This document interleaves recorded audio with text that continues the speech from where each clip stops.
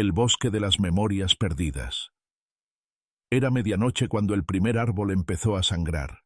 El líquido espeso, color carmesí, se deslizaba lentamente por la corteza del viejo roble que había cuidado desde que era niña en la finca familiar de Asturias.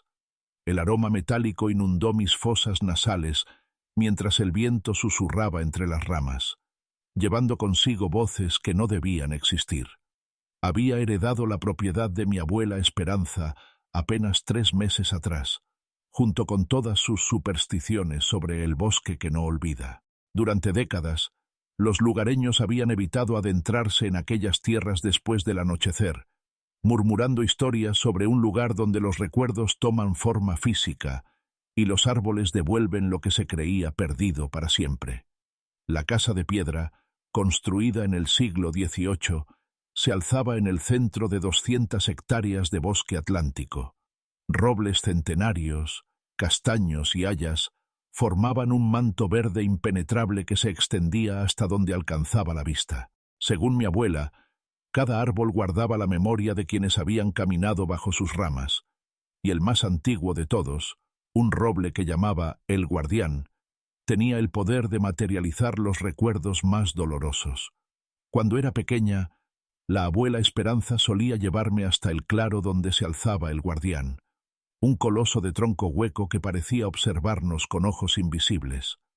«Nunca le des la espalda a un árbol que conoce tus secretos, niña», me decía mientras dejaba pequeñas ofrendas de pan y miel en la base del tronco. Eran tradiciones que había aprendido de su propia abuela, rituales que se perdían en la memoria ancestral de las montañas asturianas. La primera vez que encontré algo dentro del hueco del árbol tenía 7 años. Era mi muñeca favorita, María, que había perdido durante una tormenta el verano anterior. La encontré intacta, como si hubiera estado esperándome, con sus rizos dorados brillando bajo la luz filtrada del dosel. Mi abuela no se sorprendió cuando se lo conté. Simplemente asintió y murmuró una oración en bable, el dialecto local que pocos recordaban ya. Los bosques sagrados nunca entregan algo sin pedir nada a cambio. Me había advertido años después, cuando ya era adolescente y había dejado de visitar el Guardián con frecuencia. Sus palabras resonaron en mi mente aquella primera noche en la casa heredada, cuando el crujir de las maderas del suelo me despertó pasada la medianoche. Me asomé por la ventana del segundo piso y vi algo que hizo que mi sangre se helara. El Guardián brillaba con una luz tenue, fosforescente, como si hubiera absorbido la luna llena y ahora la devolviera lentamente. A medida que mis ojos se acostumbraron a la penumbra, pude distinguir una figura pequeña correteando alrededor del tronco. Era una niña de unos 8 años, con un vestido blanco y el cabello suelto ondulando al viento. Sin pensarlo 2 veces, me puse la bata y bajé las escaleras de madera que protestaron bajo mis pies descalzos. El aire nocturno me golpeó como una bofetada helada cuando abrí la puerta principal.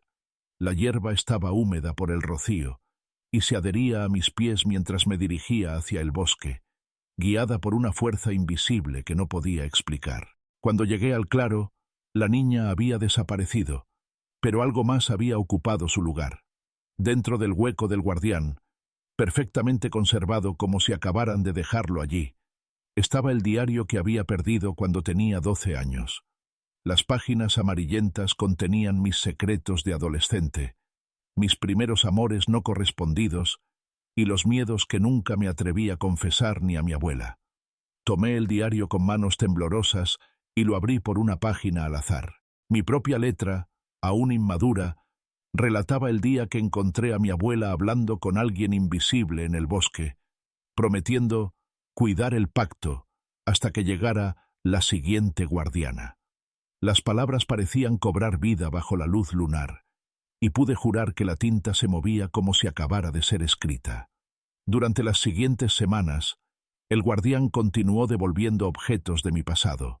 Aparecían sin orden cronológico: el anillo que me había dado mi primer novio, fotografías familiares que creía perdidas para siempre, e incluso mi primera mascota, un canario llamado Pío, que encontré una mañana cantando alegremente dentro del hueco como si nunca hubiera muerto.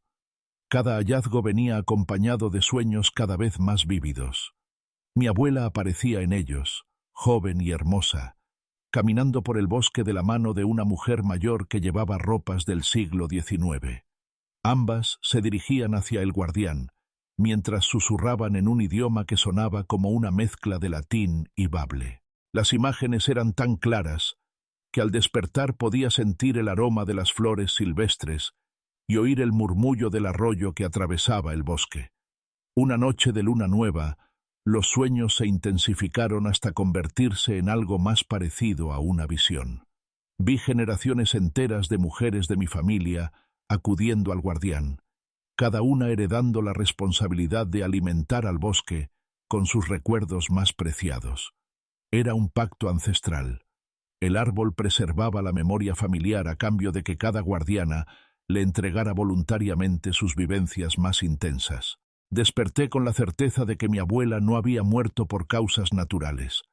Había elegido el momento de su partida para transferirme la custodia del bosque, pero algo había salido mal en la transición. El guardián estaba confundido, devolviendo memorias en lugar de recibirlas, y eso estaba alterando el equilibrio que había mantenido durante siglos. Decidí consultar los archivos de la parroquia local, donde el párroco, don Aurelio, guardaba registros que se remontaban al siglo XVII. Entre pergaminos amarillentos y libros de misa carcomidos, encontré referencias a la guardiana del bosque eterno y la árbol que devora el tiempo. Los textos, escritos en latín eclesiástico mezclado con anotaciones en bable, hablaban de un ritual que se celebraba cada 25 años para renovar el pacto. Según los documentos, el bosque había sido sagrado mucho antes de la llegada del cristianismo a Asturias. Los antiguos celtas lo consideraban una puerta entre el mundo de los vivos y el reino de los muertos, donde los ancestros podían comunicarse con sus descendientes a través de los árboles centenarios. Con la cristianización, las creencias paganas se habían sincretizado con la fe católica, pero la esencia del ritual había permanecido intacta. La última entrada en los registros correspondía a hace exactamente 25 años, cuando mi abuela tenía mi edad actual. La descripción del ritual era inquietante. La guardiana debía entregar al guardián su recuerdo más preciado durante la noche de Samhain, el 31 de octubre, cuando el velo entre los mundos se volvía más fino. A cambio, el árbol le concedía la capacidad de preservar la memoria familiar y proteger a las futuras generaciones. Pero había una condición que hizo que el corazón se me detuviera por un momento. Si la guardiana moría antes de cumplir el ritual de transición, el bosque comenzaría a devolver los recuerdos de forma caótica, amenazando con liberar todas las memorias acumuladas durante siglos y provocar la locura de cualquiera que se aventurara entre los árboles. Era exactamente lo que estaba ocurriendo. Mi abuela había fallecido en septiembre, 2 meses antes de poder realizar el ritual de transición. El guardián estaba descargando siglos de memorias familiares de forma desordenada, y yo era la única que podía detenerlo. Cuando regresé a casa esa tarde, encontré algo que confirmó mis sospechas más terribles. En el hueco del guardián había aparecido un cofre de madera tallada que reconocí inmediatamente. Pertenecía a mi tatarabuela Luz, quien había muerto en circunstancias misteriosas en 1934. Dentro del cofre, envuelto en seda descolorida, estaba el collar de azabache que llevaba el día de su boda, junto con una carta escrita en su puño y letra. La carta, fechada la noche antes de su muerte, revelaba la verdadera naturaleza del pacto familiar. Cada guardiana no solo entregaba recuerdos al guardián, sino que también absorbía las memorias de todas las mujeres que habían venido antes. Era una carga que se volvía más pesada con cada generación, hasta que la mente ya no podía soportar el peso de tantas vidas ajenas. El bosque nos hace eternas, pero al precio de nuestra cordura, escribía mi tatarabuela. He visto nacer y morir a mis hijas y nietas a través de los ojos de mis antecesoras. He sentido cada dolor, cada alegría, cada lágrima derramada por las mujeres de nuestro linaje. Cuando llegue tu momento, querida descendiente, recuerda que puedes elegir romper el ciclo. La revelación me golpeó como un rayo. Mi abuela no había muerto por causas naturales. Había elegido marcharse antes de transferirme la carga completa de memorias ancestrales. Era su forma de darme la oportunidad de decidir mi propio destino, aunque eso significara dejar al guardián en un estado de confusión temporal. Durante los días siguientes, los fenómenos se intensificaron. El bosque entero parecía estar despertando de un sueño profundo. Los árboles gemían sin viento, las hojas cambiaban de color fuera de temporada, y por las noches podía ver figuras espectrales de mujeres caminando entre los troncos. Todas llevaban ropas de épocas diferentes, desde túnicas celtas hasta vestidos victorianos, y todas me observaban con ojos suplicantes. El 30 de octubre, la vigilia de Samhain, tomé mi decisión. No podía permitir que el caos continuara, pero tampoco estaba dispuesta a sacrificar mi cordura por un pacto ancestral que consideraba injusto. Había una tercera opción que ninguna guardiana anterior había considerado: negociar directamente con la entidad que habitaba el guardián. Esa noche, me dirigí al bosque armada con todo lo que había aprendido sobre rituales celtas y tradiciones asturianas. Llevé ofrendas de pan de escanda, miel de castaño, vino de manzana y flores de tejo, elementos sagrados que, según los textos antiguos, podían apaciguar a los espíritus forestales. También llevé algo más personal: todas las fotografías familiares que había encontrado en el desván, representando 4 generaciones de guardianas. Cuando llegué al claro, el guardián brillaba con una intensidad que nunca había visto. Su corteza parecía pulsar como un corazón gigantesco, y del hueco central emergía una luz dorada que iluminaba todo el bosque circundante. Las figuras espectrales de mis ancestros se habían materializado por completo, formando un círculo alrededor del árbol ancestral. Mi abuela Esperanza se destacaba entre ellas, con el mismo vestido negro que llevaba en su funeral, pero su rostro irradiaba una paz que no había tenido en sus últimos años de vida. Cuando nuestras miradas se cruzaron, sonrió con ternura y extendió su mano hacia mí. «Has venido a romper el ciclo», dijo con una voz que parecía provenir del mismo viento.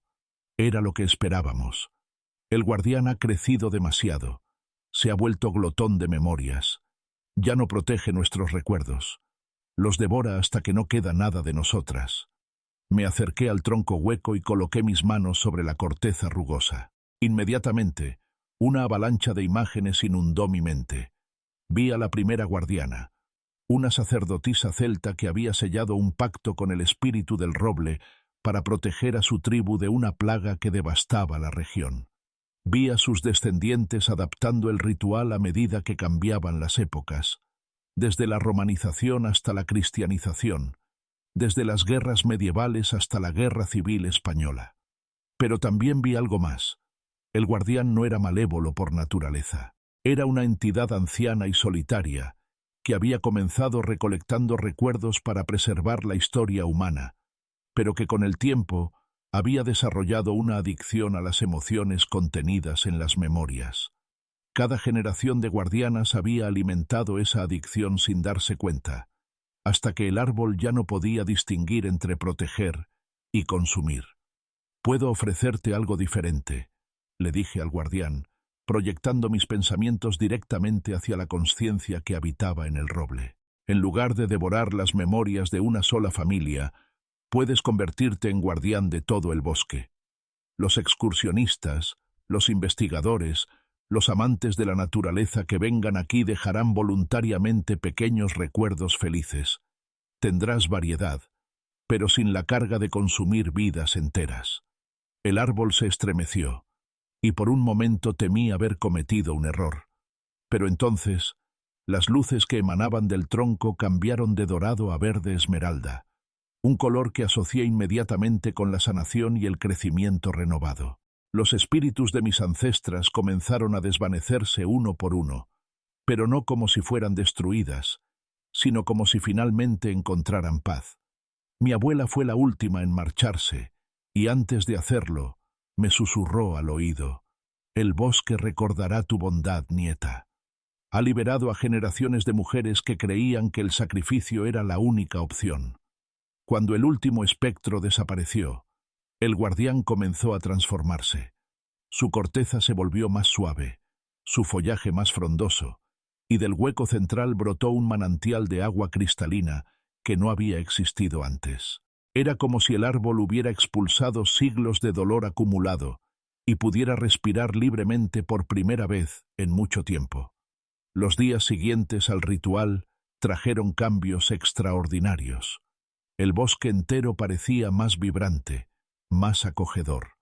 Los animales salvajes que habían evitado la zona durante décadas regresaron: ciervos, jabalíes e incluso una pareja de lobos que estableció su territorio cerca del claro del guardián. La flora también se transformó, con especies de flores silvestres que no habían crecido en la región durante años. Pero lo más sorprendente fue que los visitantes humanos comenzaron a llegar de forma espontánea.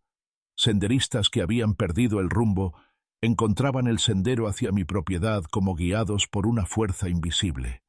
Botánicos y biólogos aparecían con permisos de investigación que yo nunca había autorizado, pero que de alguna manera tenían mi firma falsificada perfectamente. Todos ellos experimentaban algo similar. Después de pasar tiempo cerca del guardián, encontraban objetos que habían perdido en su infancia o recordaban vivencias felices que creían haber olvidado. Pero a diferencia de las experiencias traumáticas que había vivido mi familia, estos encuentros con el pasado traían paz y closure en lugar de obsesión. Un mes después del ritual de Samhain, recibí la visita de doña Carmen, la mujer más anciana del pueblo, que tenía más de 90 años y era considerada la memoria viva de la comarca. Llegó caminando lentamente por el sendero del bosque, apoyándose en un bastón de madera de castaño, y cuando la vi acercarse supe inmediatamente que traía noticias importantes. «El bosque ha vuelto a cantar», me dijo con una sonrisa desdentada, sentándose en el banco de piedra que mi abuelo había construido frente a la casa. No lo escuchaba desde que era niña, antes de la guerra. Mi abuela decía que cuando el bosque cantaba, era señal de que las almas en pena habían encontrado el descanso. Doña Carmen me contó historias que no aparecían en ningún libro de historia oficial. Durante la Guerra Civil, el bosque había servido de refugio para familias enteras que huían de la represión. Muchos habían muerto de hambre y frío entre los árboles, y sus espíritus habían quedado atrapados entre las raíces y las ramas, incapaces de encontrar paz. «Tu abuela conocía estas historias», continuó la anciana. «Por eso nunca quiso que rompieras el pacto de golpe. Sabía que había más almas perdidas en el bosque de las que tu familia había custodiado. Pero también sabía que eras lo suficientemente inteligente para encontrar una solución que no requiriera más sacrificios. Esa revelación me hizo comprender la verdadera magnitud de lo que había logrado. No solo había liberado a las mujeres de mi linaje de una maldición ancestral, sino que había creado un santuario donde todas las almas perdidas del bosque podían encontrar sanación. Durante el invierno, establecí una rutina que combinaba mi trabajo como escritora freelance con mi nueva función como guardiana voluntaria del bosque. Por las mañanas escribía artículos y novelas en mi estudio, que había convertido en una habitación con ventanales que daban directamente al claro del guardián. Por las tardes, caminaba por los senderos, mantenía limpias las fuentes naturales y documentaba los cambios que observaba en la flora y fauna. Los visitantes siguieron llegando, pero ahora de forma más organizada. Corrió la voz entre los círculos académicos y espirituales sobre el bosque sanador de Asturias, y comencé a recibir solicitudes formales de investigadores, artistas y terapeutas que querían estudiar o trabajar en la zona. Establecí un sistema de permisos limitados para preservar la tranquilidad del lugar. Uno de los visitantes más memorables fue Dr. Elena Vázquez, una psicóloga especializada en terapia con la naturaleza que había leído sobre mi bosque en una revista de estudios paranormales. Llegó en marzo, cuando los primeros brotes verdes comenzaban a asomar entre la nieve derretida. He trabajado con pacientes que sufren de pérdidas traumáticas durante más de 20 años. Me explicó mientras caminábamos hacia el claro del Guardián. Algunos de ellos han probado todo tipo de terapias sin éxito, pero he notado que quienes han visitado lugares con historia emocional intensa, como campos de batalla antiguos o cementerios históricos, experimentan una sensación de paz que no logran encontrar en consultorios tradicionales. Le conté la historia completa del bosque, incluyendo el pacto ancestral y la transformación del Guardián. En lugar de mostrarse escéptica, Elena me pidió permiso para traer a algunos de sus pacientes más difíciles, aquellos que habían perdido a seres queridos de forma repentina o traumática. Lo que describes suena como una forma natural de terapia de duelo, me explicó. Si el bosque realmente puede ayudar a las personas a reconectarse con recuerdos felices perdidos, podría ser revolucionario para el tratamiento del trastorno de estrés postraumático y la depresión por duelo. Los primeros pacientes llegaron en abril, y los resultados superaron todas las expectativas.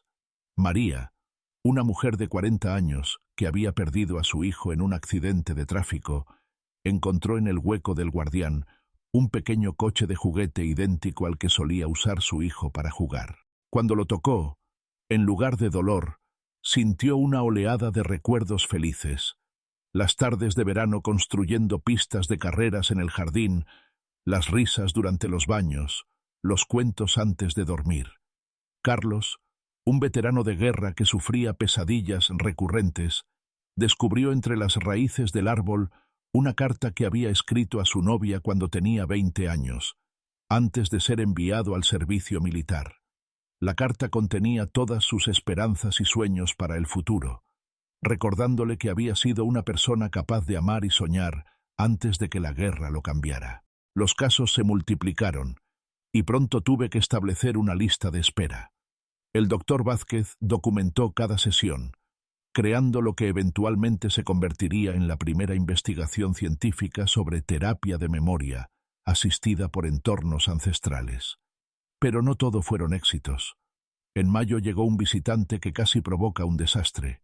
Se hacía llamar Damián Herrera y afirmaba ser investigador en fenómenos paranormales, aunque algo en su manera de hablar me despertó desconfianza inmediata. Damián no siguió las reglas que había establecido para los visitantes. En lugar de aproximarse al Guardián con respeto y humildad, llegó con cámaras, micrófonos y aparatos de medición electromagnética, tratando el bosque como si fuera un laboratorio. «Quiero documentar científicamente el fenómeno», me dijo con una sonrisa que no llegaba a sus ojos. «Imagínate el potencial comercial. Un bosque que puede materializar recuerdos perdidos. Podríamos convertir esto en un centro de terapia alternativa de clase mundial. Te haríamos millonaria». Le explicó que el bosque no funcionaba así, que requería una conexión emocional genuina y no podía ser explotado comercialmente sin destruir su esencia. Pero Damián no escuchó. Esa misma noche, lo encontré acampando ilegalmente cerca del Guardián, grabando con equipos de visión nocturna. Lo que no esperaba era la reacción del bosque. El Guardián había aprendido a distinguir entre visitantes genuinos y aquellos que venían con intenciones egoístas. En lugar de ofrecer recuerdos sanadores, comenzó a mostrarle a Damián sus propias memorias más traumáticas. El día que había abandonado a su familia por dinero, las mentiras que había contado para obtener fondos de investigación, los pacientes vulnerables que había explotado para sus estudios. Damián salió corriendo del bosque a medianoche, gritando incoherencias sobre demonios y maldiciones. Al día siguiente, encontré todos sus equipos abandonados en el claro, y nunca volví a saber de él. Fue una lección importante. El Guardián había desarrollado su propio sistema de defensa contra quienes pretendían dañarlo. El verano trajo nuevos desafíos y revelaciones. Un grupo de arqueólogos de la Universidad de Oviedo solicitó permiso para realizar excavaciones limitadas en busca de vestigios celtas. Lo que encontraron fue mucho más extraordinario de lo que esperaban. Bajo las raíces del guardián, descubrieron los restos de un dolmen neolítico, una estructura megalítica de más de 4000 años de antigüedad. Los petroglifos tallados en las piedras mostraban figuras humanas conectadas a árboles por líneas serpenteantes, sugiriendo que el concepto del árbol como puente entre mundos no había nacido con los celtas, sino que se remontaba a las primeras civilizaciones que habitaron la península ibérica. La arqueóloga que dirigía la excavación, doctora Inmaculada Santos, especialista en cultura megalítica de la Universidad de Oviedo, no pudo ocultar su emoción cuando descifró el significado de los símbolos. Estas imágenes representan la primera evidencia documentada de rituales de transferencia de memoria a través de conexiones arbóreas, me explicó mientras señalaba las piedras cuidadosamente desenterradas. Los grabados muestran claramente a sacerdotisas, siempre mujeres, entregando algo invisible a las raíces del árbol central. Lo que más me impactó fue descubrir que el dolmen había sido construido específicamente alrededor del roble ancestral, no al revés. Los constructores neolíticos habían reconocido algo especial en aquel árbol y habían erigido su monumento funerario para protegerlo y venerarlo. Las piedras del dolmen contenían grabados que mostraban el ciclo completo del ritual. Mujeres jóvenes acercándose al árbol, la transferencia de memorias representada por espirales que fluían desde sus cabezas hacia las raíces, y finalmente, las mismas mujeres transformadas en figuras etéreas que se alzaban entre las ramas. Dr. Santos me mostró una piedra particularmente reveladora que había permanecido oculta bajo el tronco durante milenios. En ella se podía distinguir claramente una secuencia temporal. La misma mujer aparecía en diferentes etapas de su vida, desde niña hasta anciana, y en cada representación sus manos estaban conectadas al árbol por líneas cada vez más gruesas y complejas. Es como si estuvieran documentando el proceso de fusión gradual entre la guardiana y el árbol, interpretó la arqueóloga. La última imagen la muestra completamente integrada en el tronco, pero con los brazos extendidos como ramas protectoras. Los análisis de carbono revelaron algo aún más extraordinario. El dolmen había sido reconstruido al menos 3 veces a lo largo de los milenios, siempre por diferentes culturas que habían encontrado el lugar y reconocido su poder. Celtas, romanos, visigodos y después los cristianos medievales habían añadido sus propias capas de significado y protección al sitio ancestral. Cada civilización había respetado la función original del lugar mientras adaptaba los rituales a sus propias creencias. En una cámara sellada dentro del dolmen encontramos objetos que confirmaron la continuidad del linaje de guardianas. Había amuletos de diferentes épocas, torques celtas de bronce, fíbulas romanas, cruces visigodas y rosarios medievales, todos enterrados junto a pequeños recipientes que aún conservaban restos de sustancias orgánicas. Los análisis químicos revelaron que contenían una mezcla de savia de roble fermentada, sangre humana y una resina desconocida que podría haber servido como conservante natural. Lo que tenemos aquí no es solo un sitio arqueológico, me confesó Dr. Santos en privado, después de que su equipo terminara las excavaciones oficiales.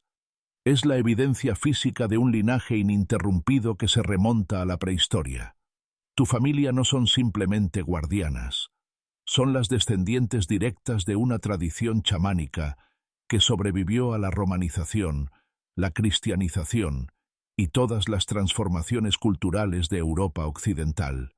La revelación más impactante llegó cuando encontramos la última cámara del dolmen, una pequeña cripta que había permanecido completamente sellada hasta entonces. En su interior, perfectamente preservado por las condiciones especiales del ambiente, estaba el esqueleto de una mujer adulta en posición fetal, rodeada de raíces del guardián, que habían crecido a través de las piedras a lo largo de los milenios. Sus huesos brillaban con una pátina dorada que inicialmente atribuimos a minerales, pero que después descubrimos que era algo mucho más extraordinario. Las raíces no habían crecido simplemente alrededor del esqueleto, se habían fusionado con él. Los huesos mostraban canales microscópicos por donde las raíces habían penetrado, creando una red de conexiones que seguía activa después de milenios. Cuando Dr. Santos tocó accidentalmente uno de los huesos durante la excavación, experimentó una visión tan intensa que perdió el conocimiento durante varios minutos. Vi toda la historia del lugar como si la hubiera vivido. Me contó después, aún temblorosa por la experiencia.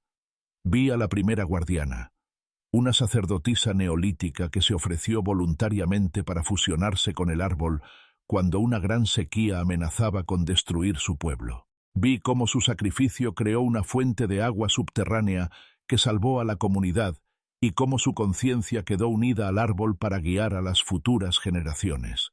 Los registros genéticos que Dr. Santos pudo obtener de los restos óseos confirmaron lo impensable.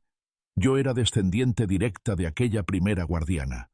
El ADN mitocondrial, que pasa de madre a hija sin alteraciones durante milenios, establecía una línea de parentesco ininterrumpida que se remontaba a más de 4000 años.